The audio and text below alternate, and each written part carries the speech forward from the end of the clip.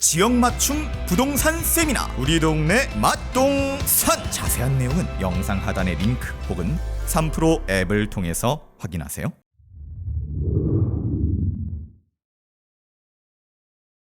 네. 자, 그럼 이제 박병창 이사님의 주황색 얼굴 한번 구경하실 시간인 것 같습니다. 자, 우리 교보증권 박병창 이사님 어서 오십시오. 예, 안녕하십니까. 네, 반갑습니다. 네, 오늘 저희가 스튜디오 색깔이 좀 바뀌면서 네. 전체 출연자들의 색깔이 다 이렇게 따뜻해졌습니다. 좋아요. 네. 겨울에 뭐 따뜻한 게 좋지. 네, 귤처럼 예. 밀감처럼 따뜻해졌습니다. 자, 우리 박병창 이사님과 함께 그러면 미국부터 살짝 보고 갈까요? 예, 미국 시장은 뭐 계속해서 강세를 보이다가 예. 어제는 소폭 하락했습니다. 다우는 0.18, 나스닥이 0.59, S&P 500이 0.20이니까 뭐 그냥 뭐 크게 움직이지도 않았습니다. 네. 그냥 뭐 소폭 하락 출발 후에 장중 내내 큰 등락도 없었습니다. 어제 빅 이벤트가 FMC 회의록 발표였습니다. 이 발표되고 나서도 시장이 이 내용과 함께 움직임이 뭐 있었다, 뭐 이런 건 없었습니다.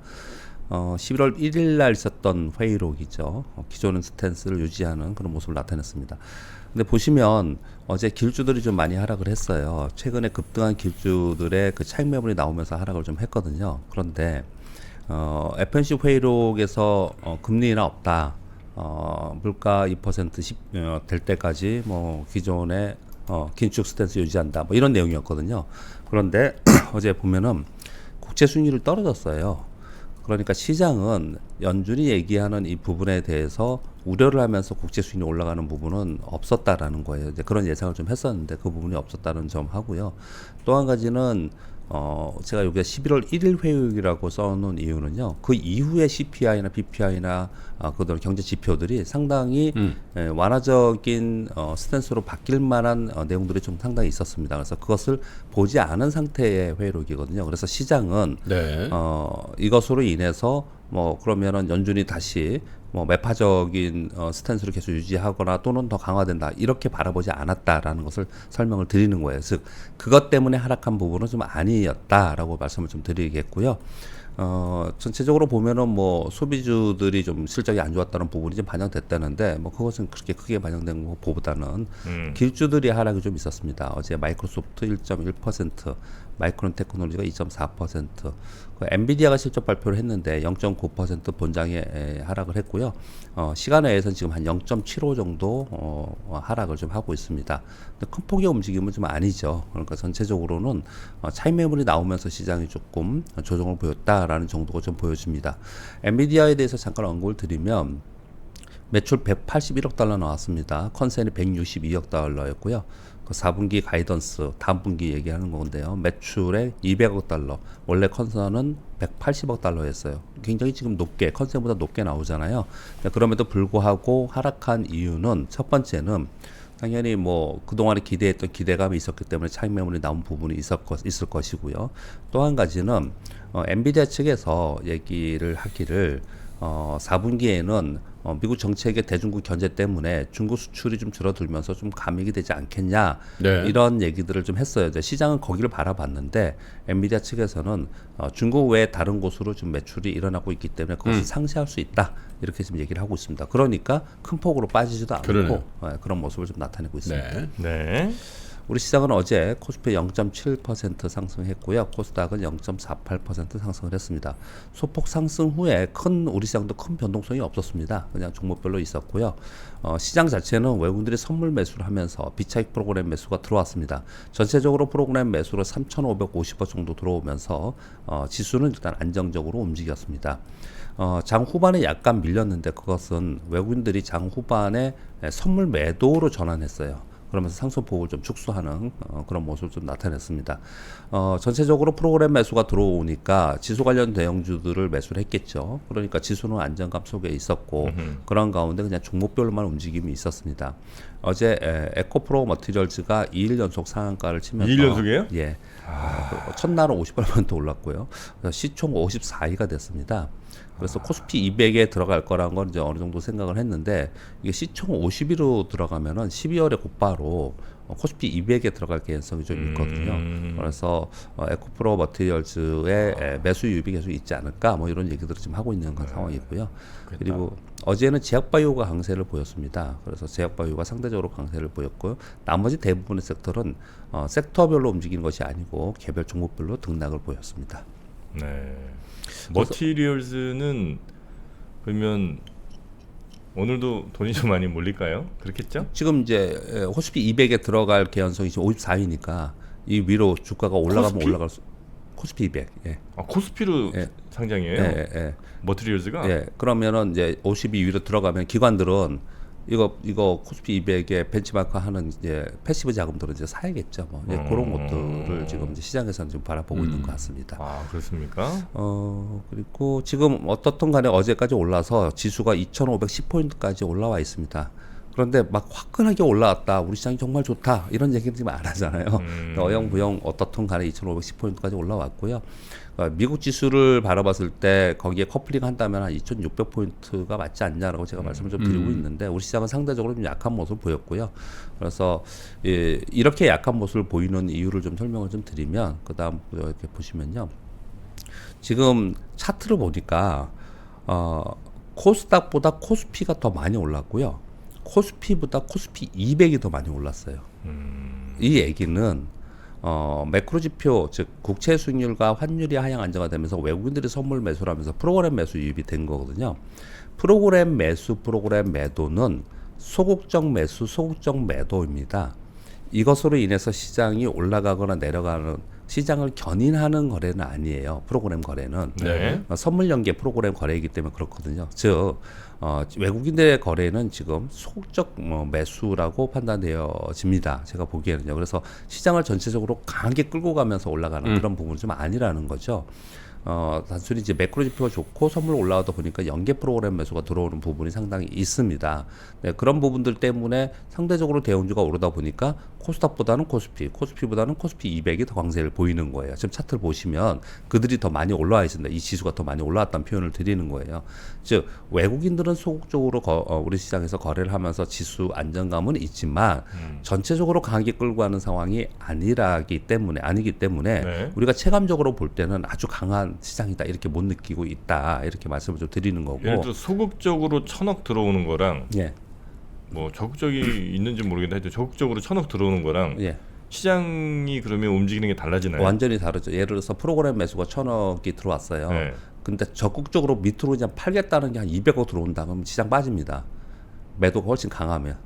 왜냐하면 소극적 매수라고 하는 것은 가격을 올리면서 매수하는 게 아니거든요.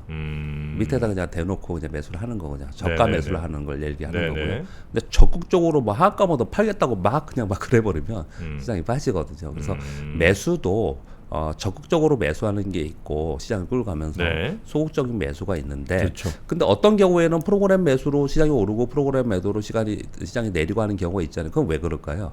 적극적으로 매수하거나 매도하는 측이 없기 때문에 그걸 우리가 웹도대응이라고 하잖아요. 네, 이제 그런 경우가 있습니다. 근데 네네. 지금의 현재 상황의 흐름을 보면 외국인들의 매수는 이제 적극적으로 시장을 끌어올리면서 강하게 사려고 하는 것 같지는 않다. 그래서 소극적 매수인 것 같다라고 표현을 드리고 있는 거고 어떻든 간에 이제 그것으로 인해서 지수 하방 방어가 되니 기관과 개인들의 종목별 수급에 의해서 종목 전세가 지금 이루어지고 있다. 이렇게 말씀을 좀 드리겠고요. 적극적 매도를 뭐 시장에서는 통상 패대기라고 하죠.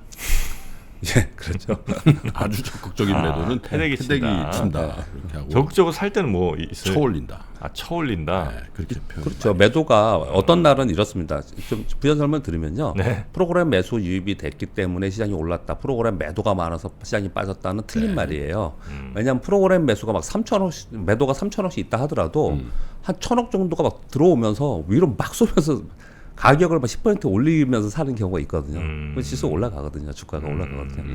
그렇게 좀 다르다는 표현을 좀 드리는 거고요. 증권가 계신 분들이 이렇게 마음들이 이렇게 따뜻하진 않으신 모양이에요. 올라가도 쳐올린다. 내려가면 패대기 친다. 언어들이 네. 곱진 않으시죠. 아니 그게 왜냐면 이제 네. 그 장중에는 약간 언어 순화가 잘 안 돼. 야, 이 새끼들 쳐올린다. 들어온다는 표현도 많이 하지. 들어온다. 네. 야, 얘네들 들어온다. 들어온다. 그 들어온다. 정도 이제 뭐 그죠? 예, 맞습니다. 이제 우리 시장을 먼저 말씀 좀 드렸고요. 네. 이제 미국은 이번 주에 가장 빅 이벤트는 엔비디아 실적 발표와 연준 회의록 발표잖아요. 네. 이게 끝났습니다. 그리고 이제 내일부터 연휴 들어가지 않습니까? 네. 오늘 밤 이제 시장 열리고요. 그러다 보니까 이제 좀 쉬어갈 가능성이 좀 있다고 이번 주 내내 말씀을 좀 드리고 있는 거고요. 그리고 4주 연속 상승을 했습니다. 11월에 아직 지금 이제 1주 다음 주 남았죠. 그러니까 한 주 반이 남았는데요. S&P 500이 8.2% 올랐어요. 나스닥 10.5% 올랐습니다. 이것도 굉장히 이례적인 급등을 한 거거든요. 그래서 차익 매물 소화 과정이 좀 있지 않을까라는 게 네. 전반적인 좀 의견이다 이렇게 말씀드리도록 하겠습니다.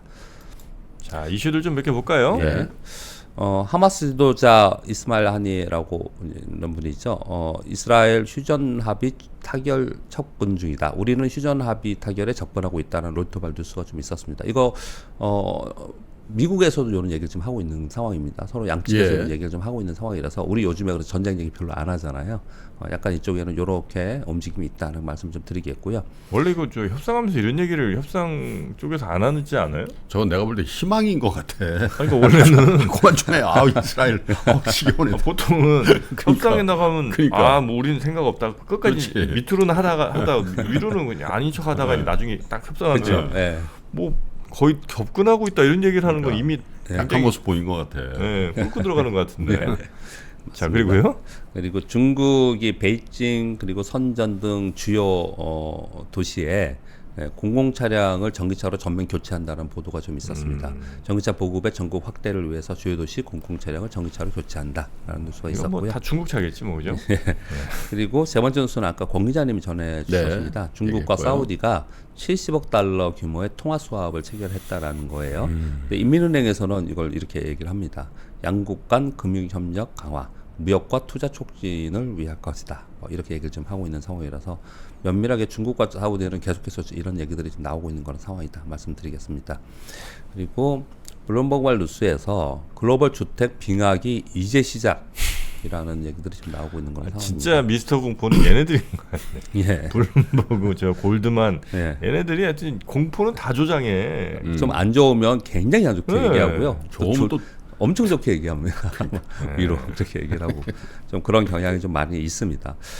내용은 당연히 좀 우리가 살펴볼 필요가 있습니다.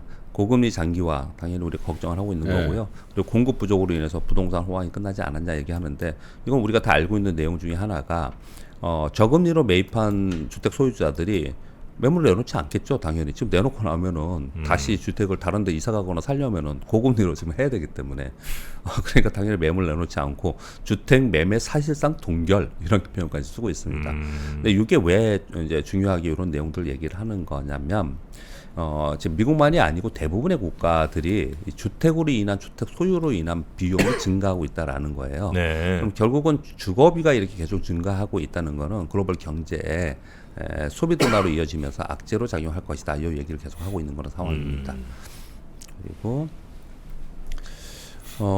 이건 조금 우리가 요즘에 생각을 안 하고 있었던 내용 중에 하나인데요. 미국의 IRA 있지 않습니까?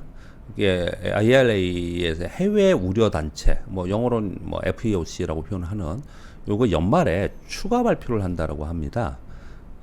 그런데 이제 그럼 뭐 때문에 그 추가 발표를 하느냐? 그 밑에부터 내용부터 읽어드리면 그러니까 IRA가 그 인플레이션 감축법안 그거 거기에 말씀하시는 이제 거죠? 보조금 주는 거, 그 보조금 주는데 거기에 중국 기업들이나 몇 개 기업들이 이제 지금 거기 들어가 있잖아요. 제외되어 있지 않습니까? 그리고 몇 개 국가들이 제외되어 있어요. 그런데 우려 단체를 추가로 발표한다라는 거예요.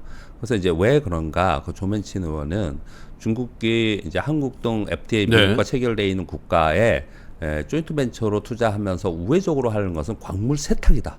이렇게 지금 비판을 좀 하고 있는 그런 상황이에요. 그래서 우리나라 기업들이 왜 우리가 이걸 신경 써야 되냐면 우리나라 주요 기업들이 중국 기업들과 합작 범위는 엄청나게 많이 했습니다. 그렇죠. 앞으로도 그렇겠죠. 하려고 하고 있고 그 이유는 우리는 중국산 원료를 필요로 하고 있고 중국은 우리나라를 우회해서 지금 들어가려고 하는 거잖아요. 근데 이것에 만일 걱정을 하고 있는 게 뭐냐면 지분 허용률을 얘기합니다. 조인트 벤처니까 지분율이 있을 거 아니에요. 네. 이 지분 허용률에 지금 뭐 25%냐 30%냐 50% 얘기를 하고 있는데 이게 만약에 낮으면 우리나라가 중국 기업하고 조인트 벤처에 있는데 중국 기업의 지분율이 뭐 49%다. 근데 25% 이상은 안 된다. 그런 기업들에 대해서는 해외 우려 단체로 한다. 뭐 이런 식의 얘기가 나왔을 때 그랬을 때는 우리나라 기업들은 어떻게 하냐 이런 이제 우려들을 지금 하고 있는 그런 상황이에요. 그래서 요거 연말에 나오는 부분에 대해서 이쪽 업계에서는 예의주시하고 있는 내용이다. 중국이랑 사업도 하지 말란 얘기네요, 그죠? 미국 진짜 그런 거 아니에요? 뭐 이렇게 중국이랑 합작하고 뭐 이러면 니네 것도 안 받아줄 거니까 잘 생각해봐라 뭐 이런 메시지 아니에요? 근데 뭐 우리는 중국 광물이 있으니까 안 할 수도 없는 상황의 입장인 거고 그리고 또 웃기는 거는 미국은 또 하고 있는 기업들도 많이 있잖아요. 근데 그거 어떻게 돼서 포드 그거? 아직까지 논쟁 중입니다. 미국 기업이 하고 있는 데들이 있는데 이렇게 계속 어떻든 간에 계속 규제를 하려고 하는 미국의 내용들이 좀 있다 말씀드리겠습니다. 네. 테슬라가 드디어 이제 뭐 공식 발표를 좀 하고 있는 것 같습니다. 내년부터 인도에 최소 20억 달러 초기 투자를 해서 인도에 현지의 전기차 생산 공장 건설을 한다라는 뉴스가 지금 나와 있는 상황이고요. 사실은 우리는 기대해서 안 하고 있었지만 이런 것들 때문에 이런 거 중요한 거죠. 인도네에 테슬라가 공장 건설을 하면은 인도네 자동차 부품을 최대 150억 달러 정도 이렇게 얘기하고 있다. 어마어마한 그런 기회가 되는 거죠, 사실은요. 그래서 인도의 전기차 공장 건설을 기가팩토리를 좀 하지 않을까라는 쪽으로 지금 이제 많이 되고 있는 것 같습니다. 그러니까 테슬라가 24년부터 인도에 전기차를 수출하고, 예. 그다음에 투자도 테슬라가 한다는 거죠? 예. 그 공장 짓는다는 짓는 거죠? 거죠. 네. 네. 그 테슬라 얘기군요. 이건 오로지. 테슬라 얘기. 중간에 있는 그 글씨 보고 제가 현지인데 제가 예. 현기라고 잘못 봤어요. 네. 그래서 우리나라도 뭐 그거 껴들어서 뭐 하나 했는데 현기 들어갔어? 아니 안 들어갔죠. 들어갔으면 얘기해. 살짝 들어오지 말고. 저는 뭐 안 들어갔습니다. 안 그래도 지금 주가가 안 오르는데 가까지 들어오면 어떻게 해? 저는 거기 들어갈 생각은 별로 없습니다. 네. 자, 네이버가 게임 시장에 다시 진입한다. 옛날에 그 한 게임하고 결별하면서 게임 쪽은 네이버에서 없었습니다. 그런데 게임 생중계 플랫폼을 내년에 출시한다. 그래서 게임 커뮤니티를 공략한다는 뉴스인데요. 근데 뭐 할만하죠. 네이버에서 할만한 거고 그리고 이쪽 시장이 굉장히 크다라고 하지 않습니까? 제가 구체적인 내용은 지금 안 가지고 왔는데요. 네. 지금 요번에 그 로드컵 굉장히 인기였고 그리고 게임 방송 유튜브도 굉장히 인기가 있고 이쪽 시장이 엄청나게 크잖아요. 그래서 네이버가 생중계 플랫폼을 출시한다. 이런 얘기를 게임 전문으로. 예. 그렇게 좀 얘기가 나왔습니다. 뭐 사실 우린 게임도 안 하지만 게임도 안 하는 사람이 게임 플랫폼을 보지는 않잖아요. 커뮤니티를 보지는 않잖아요. 근데 그 아이들을 보면은 자기는 게임을 안 해도 그 중계해 주는 걸 보는 아이들 굉장히 많아요. 그래요. 네, 자기는 게임 안 해도 보는 사람이 굉장히 많거든요.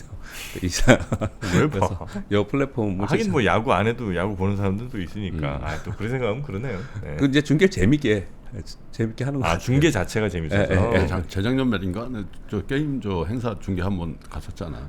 무슨 게임이요? 윷놀이? 뭐 있어. 아니 무슨 게임 중계 형님이 게임 왜? 중계 했어. 온라인 게임 같은 거? 어. 아 그래요? 그거 게임 론칭하는 프로모션 거 있잖아. 어. 그 행사 했는데. 그 게임 뭔지 이해는 하고 가신 거죠? 그거 어떻게 이해를 하겠니?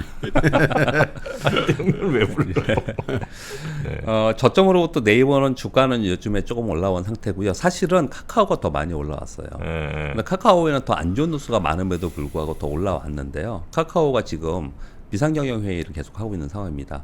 13일날 3차 비상경영 회의를 할 때 모든 서비스와 사업에 원천적으로 재검토한다. 뭐 이렇게 좀 얘기를 하는 상황이거든요. 근데 어제 그 4차 비상경영 회의는 이제 카카오 모빌리티와 택시 단체 간담회를 했다 이런 뉴스도 나와 있는 상황이에요. 그래서 카카오가 어떻든 지금 변신을 하려고 무진장 애를 쓰고 있는 상황인 것 같습니다. 그게 주가에는 좀 어떻든 반영이 되면서 아래로부터 꽤 올라오고 있는 그런 상황이긴 합니다. 그래서 카카오가 어떻게 이번에 혁신을 할지 아니면은 구조조정을 할지 이런 부분에 대해서 상당히 관심이 많이 있습니다. 여전히 카카오 갖고 계신 분들이 이제 많기 때문에 관심이 많으신 것 같습니다. 뭐 이거 해야 된다고 저는 생각을 하고 뭐 저 1년 전부터 계속 카카오는 이대로 있어서는 안 돼서 어떻게 이렇게 됐을 때 주가도 좋아지지 않을까 이렇게 생각을 좀 하고 있습니다. 네. 삼성전자가 미국의 테일러 팹의 양산 속도를 조절한다는 뉴스가 어제 그저께 계속 있었습니다. 근데 이 내용이 안에 내용들을 보면은 삼성 파운드리가 이제 5년 내에 AI와 자동차 반도체 비중을 50%로 확대하면서 이쪽에 더 집중하기 위해서, 즉 3나노나 선단 공정 이쪽에 AI 쪽 향을 확대하기 위해서 기존에 있었던 4나노 이쪽을 조절한다, 이런 내용들이 좀 나와 있는 상황입니다. 이게 왜 요거는 이렇게만 저는 말씀을 드렸지만 여기에 관련된 뒤에 있는 소부장 기업들 있잖아요. 네. 걔네들은 어디에 속해 있냐에 따라서 주가가 완전 차별화됩니다. 이게 내용이. 그래서 굉장히 중요한 내용 중에 하나입니다. 자, 10번째 마지막 뉴스 그냥 전해드리겠습니다. 공매도 잔고 업데이트, 이렇게 올린 게 있어서 그대로 한번 가져와 봤습니다. 공매도 잔고. 예, 11월 3일 날 금요일 날이었고요. 금지 조치? 금지 조치를 그 주말에 했잖아요. 네. 쉬면서 1월 날. 그러니까 월요일부터 못한 거잖아요. 네, 네. 그리고 11월 16일까지 약 2주간의 변동폭을 그거 본 재밌겠네. 거예요. 뭐 어떻게 재미있죠. 변해나 예. 전반적으로 봤더니 감소폭이 아주 작았습니다. 뭐야 그럼 에코프로가 지금 4만 주 예. 4만 주 저거 한 거야? 예. 거기서 큰 거야? 좀 감소폭이 큰 기업은 가장 많이 컸던 건 삼성전자, 셀트리온, HLB, 포스코DX 이런 거예요. 삼성전자가 가장 크게 줄었습니다. 삼성전자가 843만 주에서 682만 주가 됐어요. 아니 근데 가만히 있어봐. 는 거는 뭐예요? 예, 그래서 따로 제가 가져왔습니다. 여기 보면은 어떻게 늘 수가 있어? 에코프로비엠 늘었고요, 포스코 퓨처엠 늘었고, 포스코 홀딩스가 늘었습니다. 아니, 어떻게 느냐고요? 그러니까 이게 그 네이키드 숏이나 지금 우리 개인 투자들이 가서 불만하는 게 이거잖아요. 시장 조성이나 네. 아니면은 뭐 엣지를 시장 조성자? 했던 것들이 이제 있었다는 거죠. 이쪽에는. 그리고 지금 보면은 에코프로, LNF, HLB, 레인보우 로보틱스 이렇게 보시면은 아주 다이나믹하게 빠지는 뭐 이런 부분 좀 전체적으로 아니에요. 별로 안 보시면. 빠졌네요. 네, 별로 안 빠졌어요. 아니, 그래서 우리가 예상한 거하고 틀린데? 우리가, 쇼커버 엄청 들어서 예. 다 줄어. 그러니까 우리가 생각했던 것보다 상당히 안 빠졌습니다. 쇼커버 4만 주 들어왔고 삼성전자는 몇만 주 100 하긴 뭐 저 주식이 워낙 많으니까 뭐 절대 수로 할 수는 없지만 그래서 이제 이론적으로는 이제 뭐 여의도에서는 그렇게 얘기를 하죠. 업황 턴어라운드나 실적 개선이나 아니면 이벤트가 뭐 되면 이제 급하게 쇼커버링을 해야 되는 종목들이나 이런 게 있죠. 근데 그런 것이 아닌 상황에서 요번에 막상 뚜껑을 딱 열어보니까 쇼커버를 그렇게 강하게 하지 않았더라라는 얘기를 지금 하고 있는 겁니다. 시장 조성자가 그때 설명해 주셨는데 또 까먹었습니다. 시장 조성자에 의한 공매도는 어쩔 수 없이 이제 허용이 될 수밖에 없는 거고. 되니까, 예. 근데 그게 이제 왜 들어가는 거였죠? 누가 이렇게 뭘 하면 시장 조성자들이 이렇게 공매도 쳐줘야 되는 건데. ETF도 그렇고 가장 대표적인 게 이제 주식 선물이 있어요. 네. 삼성전자 선물이 있습니다. 삼성전자 매도를 합니다. 그러면 시장 조성자나 이쪽은 삼성전자 그쪽을 받아줘야 되잖아요. 매수를 해줘. 유동성 때문에 그런 거거든요. 네네. 그쪽에 시장 조성자가 없어도 활발하게 매도가 있으면은 필요가 괜찮은데. 없어요. 네, 괜찮은데 시장 조성자가 예를 들어서 뭐 10만 주 매도가 있었는데 10만 주를 받아줬습니다. 근데 이들은 10만 주를 매수한 이유가 삼성전자의 주가의 시세 차익이나 이걸 위해서 매수한 게 아니에요. 그냥 이거는 시장 조성을 위해서 받아준 거예요. 네. 그러면 이걸 해지해야 되잖아요.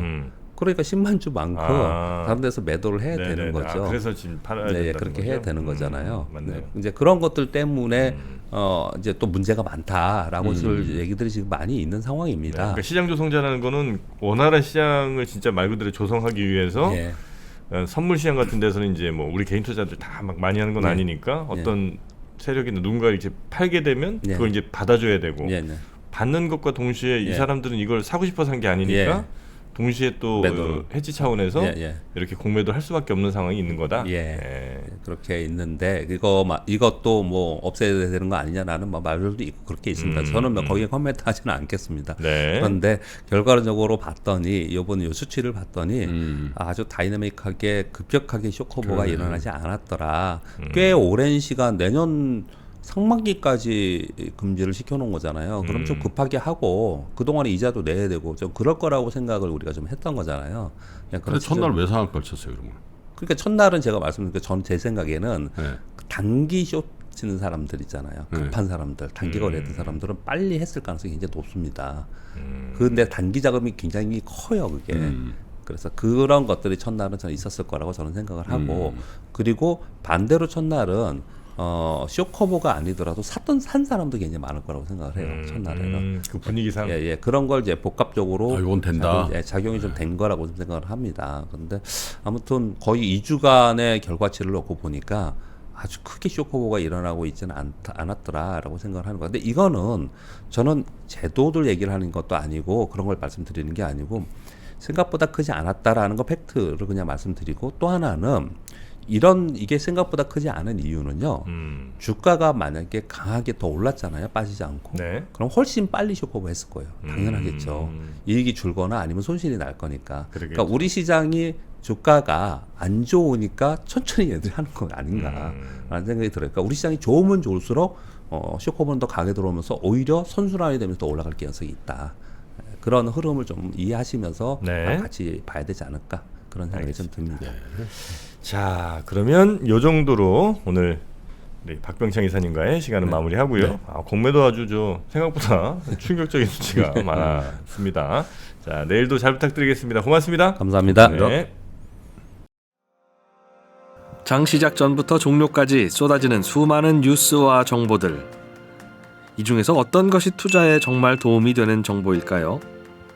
3프로의 증시 셔터맨 박근영 마스터가 직접 정보를 선별하고 투자의 힌트를 드립니다. 시간도 아끼고 투자 아이디어도 얻는 시간, 박근영 부장의 마켓 힌트와 함께 하세요. 자세한 사항은 3프로 TV 앱과 홈페이지를 확인하세요.